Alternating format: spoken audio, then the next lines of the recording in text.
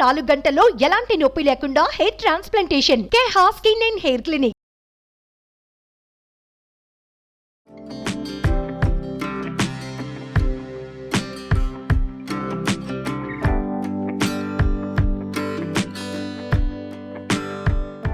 Welcome to Suman TV.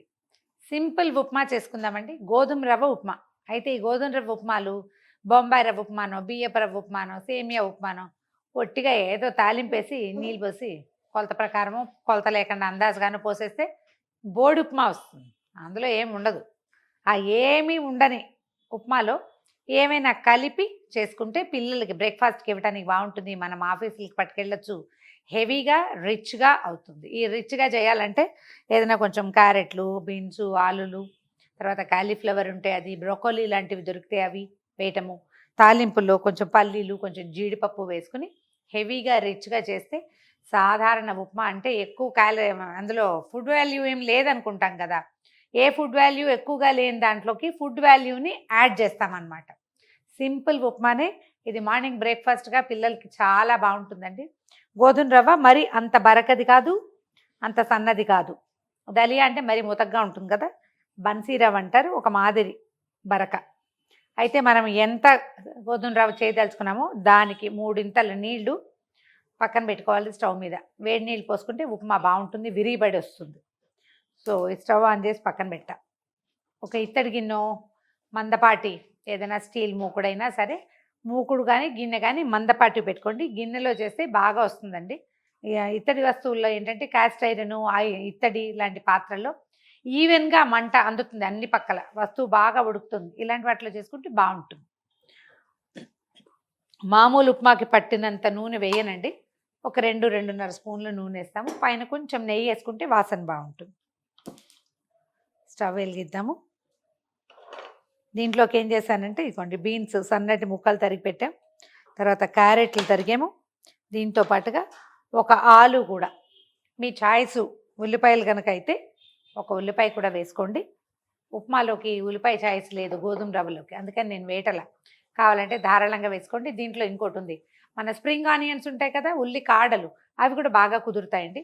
ఒకవేళ నచ్చుబాటుగా ఉంటే వేసుకోవచ్చు. అందుబాటులో ఉండడం కూడా ఇంపార్టెంట్ కదా. నూనె కాగనిచ్చి ఒకేసారి వేసేసుకోవచ్చు అండి. పల్లీలు కొంచెం వేస్తే బాగుంటుంది. ఒక చిన్న కప్పు పల్లీలు, అదే బుజ్జి బుజ్జి మూతలు ఉంటాయి కదా, అవి ఒక 2 పెద్ద స్పూన్లు అనుకోండి. తర్వాత 1 స్పూను శనగపప్పు, 1 స్పూను మినప్పప్పు, 1 స్పూన్కి తక్కువగా ఆవాలు. కావాలంటే జీడిపప్పు కూడా వేసుకోవచ్చండి. బఠానీలు దొరికితే కూడా గ్రీన్ పీస్ బాగుంటుంది. మనము ఈ అన్ని సీజన్స్లో కనపడవు కదా, ఫ్రోజన్వి కనుక ఏమైనా ఉంటే అవి కూడా వేసుకోవచ్చు. మనం కూడా ఫ్రోజన్ చేసుకోవచ్చండి.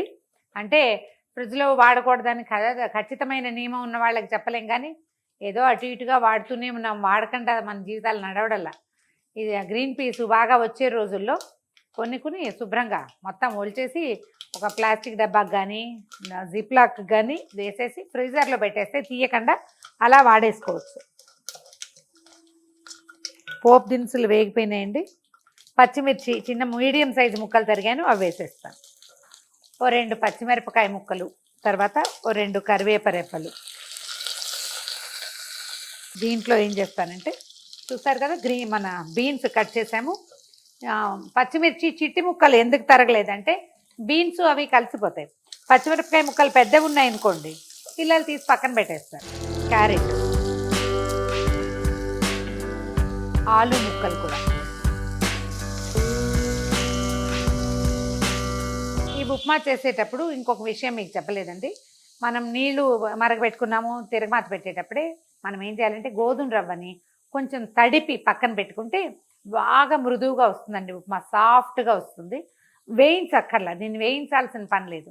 పచ్చిరవ్వ కూడా పోసుకోవచ్చు, తడిపిన రవ్వ ఎక్కువ మృదువుగా ఉంటుంది. ఈ ముక్కలకి సరిపడా ఉప్పు వేసేస్తే కొంచెం వాటర్ రిలీజ్ అవుతుంది కదా, లోపల నుంచి నీరు వచ్చి ముక్కలు చక్కగా మెత్తగా ఉడికిపోతాయి. ఒక 5 నిమిషాల పాటు,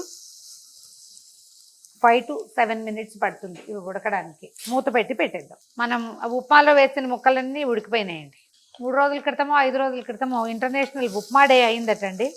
మా వాళ్ళంతా నాకు పెట్టారు, నాకు ఉప్మా చాలా ఇష్టం కాబట్టి. చిన్నప్పుడు ఇప్పుడు బోడి ఉప్మా అని చెప్పుకుంటున్నాం కానీ గోధుమ రవ్వ ఉప్మా, ఈ మామూలు బొంబాయి రవ్వ ఉప్మా నుండి ఉప్మా చేస్తే ఏమీ ఉండేవి కాదు. తాలింపు, ఉప్మా, ఉప్పు కారం సరిపోవటమే, ఇంకా అంతకంటే ఏం లేదు. కానీ అప్పుడు చక్కగా ఆవకాయ నలుచుకుని, పంచదార నలుచుకుని, నిమ్మకాయ చెక్క పిండుకుని తినేసేవాళ్ళం. మనకి హెల్త్ గురించి గోల ఎక్కువైపోయింది. రిచ్గా చేసుకోవాలి, ఏదైనా హెల్తీగా చేసుకోవాలని. హెల్తీ గోలతోటి మనం ఇవన్నీ కలుపుకుంటున్నాం. ఈ మరిగిపోయిన నీళ్లు ఇందులో పోసేస్తున్నానండి. నీళ్ళు ఆల్రెడీ మంచి వేడిగా ఉన్నాయి. సో గోధుమ రవ్వని కొంచెం కడిగి పెట్టాను కదా, కాస్త నీళ్ళు చల్లి తడిపాను. ఇది ఇందులో వేసేస్తాను.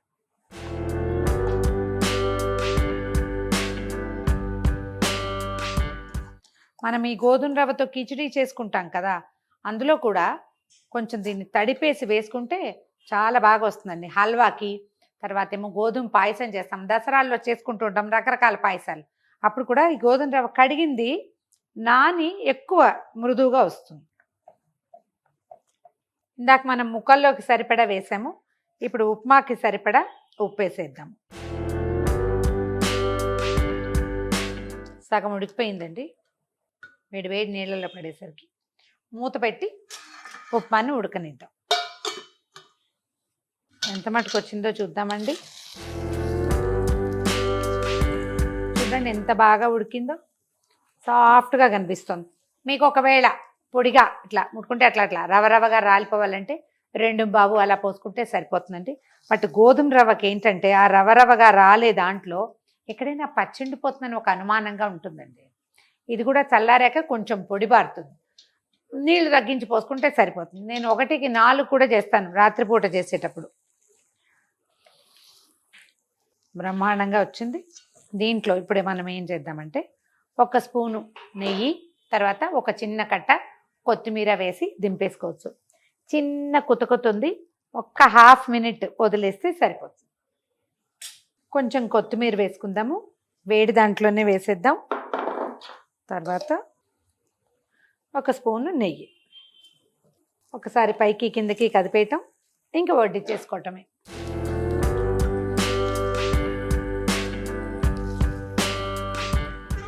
ఏదైనా బౌల్లో వేసి కరెక్ట్ బౌల్ షేప్లో ప్లేట్లోకి తీసుకొచ్చినా బాగుంటుందండి. ఆ ఇళ్లలో అవన్నీ ఏం చేస్తామండి అంటే చక్కగా డైరెక్ట్గా ప్లేట్లో పెట్టేయండి.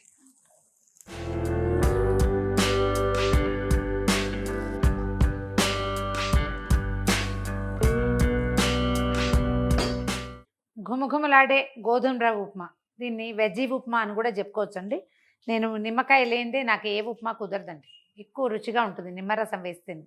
మనం ఎవరంటే ఇది ఇత్తడి దాంట్లో చేసాం కాబట్టి ఇత్తడి పాత్రలో నిమ్మరసం పైన పిండలేదు.